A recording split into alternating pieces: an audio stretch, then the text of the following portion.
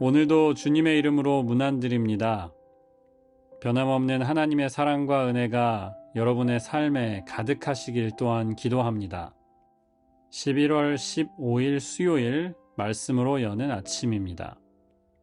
우리에게 주시는 말씀은 예레미야서 42장 1절에서 5절 그리고 10절에서 14절의 말씀입니다. 제가 받들어 읽겠습니다.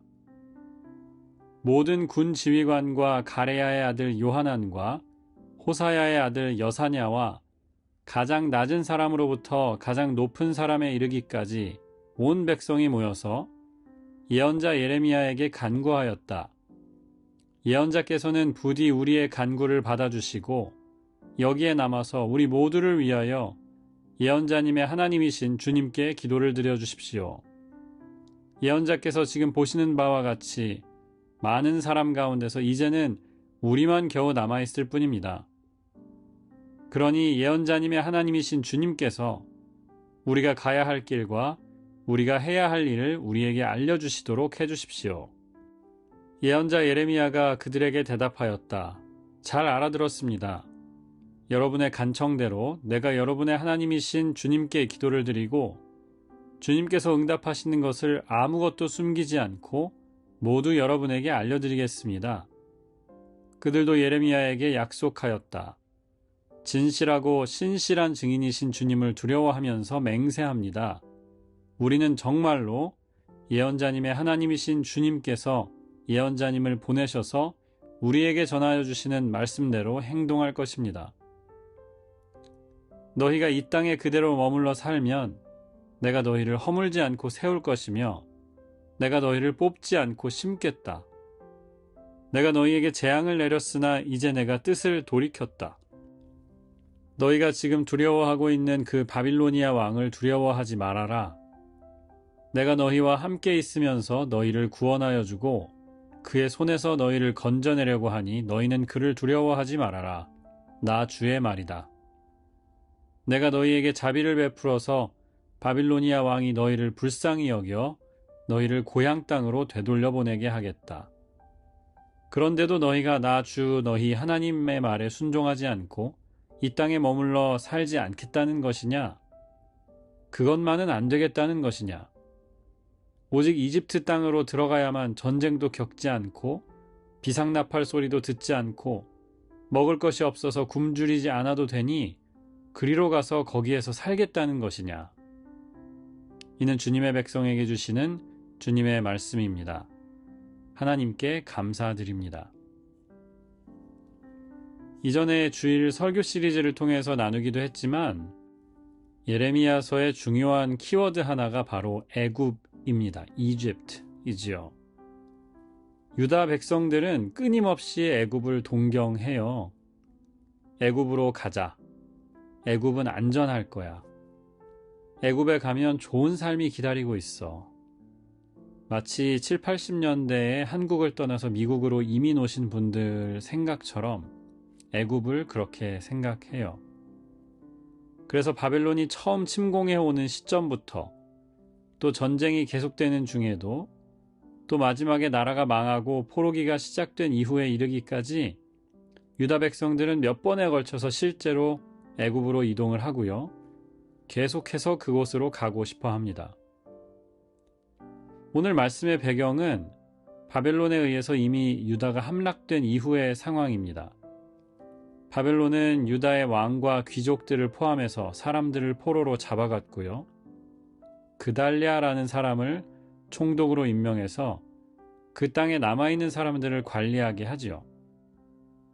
그런데 안 그래도 혼란스러운 이 상황에 바벨론이 세운 총독 그달랴가 누군가에게 암살을 당합니다. 이것이 오늘 말씀 이전에 진행된 이야기였습니다.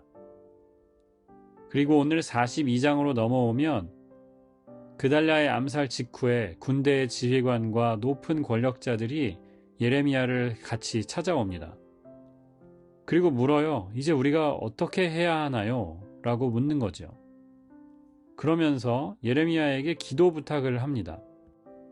지금 우리 상황이 이런데 하나님께서 뭐라고 하시는지 우리가 뭘 어떻게 하기를 원하시는지 좀 여쭤봐 달라는 거예요. 자기들은 억울한 상황이죠. 총독이 암살을 당했는데 자기들이 그런 건 아니에요. 게다가 이전의 장들을 잘 읽어보시면 총독에게 암살을 하려는 움직임이 있다는 정보까지 줬어요. 그런데 총독이 그 말을 듣지 않고 방심하다가 죽었거든요. 그런데 바벨론이 볼 때는 너희가 그런 거지 라고 충분히 오해를 할 만한 상황이죠. 그래서 이 사람들은 어떻게 생각한 겁니까?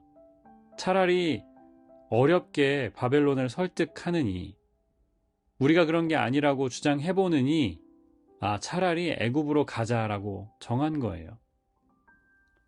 게다가 예루살렘이 함락된 것이 8월이었거든요. 추수를 서둘러야 하는 시기였고요. 그래서 그달랴가 총독이 되자마자 40장에 보면 곡식을 모으는 이야기가 나옵니다. 겨울을 나기 위해서 빨리 추수할 수 있는 것들을 한 거죠. 어떤 상황인지 아시겠죠? 유다에 남은 사람들은 정치적으로도 위기를 겪고 있어요. 바벨론이 화가 나면 다시 와서 어떤 전쟁을 또 할지도 모르는 상황인 겁니다.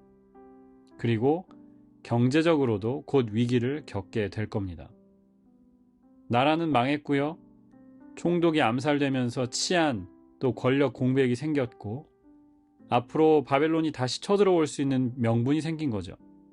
게다가 분명히 배고픈 겨울이 될 것 같아요. 그래서 14절 말씀에 예레미야가 묻습니다. 오직 이집트 땅으로 들어가야만 전쟁도 겪지 않고 비상 나팔 소리도 듣지 않고 굶주리지 않아도 된다고 생각하느냐? 이렇게 물어요. 하나님을 바라보지 못하고 왜 애굽만 생각하느냐? 이렇게 묻는 거지요. 그리고 16절에 경고합니다. 너희가 무서워하는 전쟁과 기근이 이집트 땅으로 너희를 쫓아갈 것이며 너희는 거기서 죽을 것이다. 유다 백성의 눈에는 장소가 중요해 보였습니다. 유다 땅은 위험하고 먹을 것이 없는 곳이었고 애굽에 가면 모든 것이 해결될 것 같았습니다. 하지만 하나님은 거꾸로 말씀해 주세요. 너희 눈에 보이는 것과 상관없이 말씀에 순종하기만 한다면 아무리 위험하고 배고픈 곳이라도 문제 없을 거라는 겁니다. 하나님께서 우리의 그늘이 되시고 우리를 먹이실 것이기 때문입니다. 가장 위험한 곳은 어디냐? 말씀을 듣지 않는 그곳입니다. 아무리 안전하고 풍족한 곳에 있다 해도 상관없습니다. 거기가 가장 위험한 곳입니다. 우리가 행복을 정의하는 기준은 무엇인가 다시 생각해 봅니다. 관계일 수도 있고 돈, 명예, 건강. 사실은 이것들은 중요하지 않습니다. 이것들이 있어도 괜찮아요. 하지만 하나님 안에 있어야 하고요. 이것들이 없어도 괜찮습니다. 하지만 반드시 하나님 안에 있어야 합니다. 하나님 안에만 참 행복이 있기 때문입니다. 예수님께서는 같은 말씀을 이렇게 말씀하셨습니다. 사람이 온 세상을 얻고도 온 천하를 얻고도 제 목숨을 잃으면 무슨 이득이 있겠느냐. 생명이신 우리의 목숨이 되시는 하나님을 잃으면 뭐가 좋겠느냐 물으시는 겁니다. 생명이신 하나님 안에 거하는 하루가 되시길 축원합니다. 내 주 예수 모신 그곳이 바로 하늘나라인 줄 믿습니다. 기도하겠습니다. 주님 감사합니다. 잠깐 말씀을 펴고 또 기도하면서 하나님의 임재를 느끼는 이 순간 우리는 이것으로 충분하고 행복합니다. 우리가 쫓는 우리가 바라는 세상의 그런 것들이 채워지지 않는다 할지라도 주님께서 우리의 구주가 되시고 하나님께서 우리의 아버지가 되시는 한 우리는 행복하고 우리는 만족합니다. 주님 오늘도 마음과 뜻과 힘을 다해 예수님과 이웃을 사랑하겠습니다. 말씀 안에 거하면서 성령님의 인도하심을 따라서 주님을 기쁘시게 하는 하루로 복되게 하여 주시옵소서. 새 힘과 지혜를 허락하여 주옵소서. 예수 그리스도의 이름으로 기도합니다. 아멘. 주님의 이름으로 축복하고 응원합니다. 여러분 좋은 하루 보내세요. 감사합니다.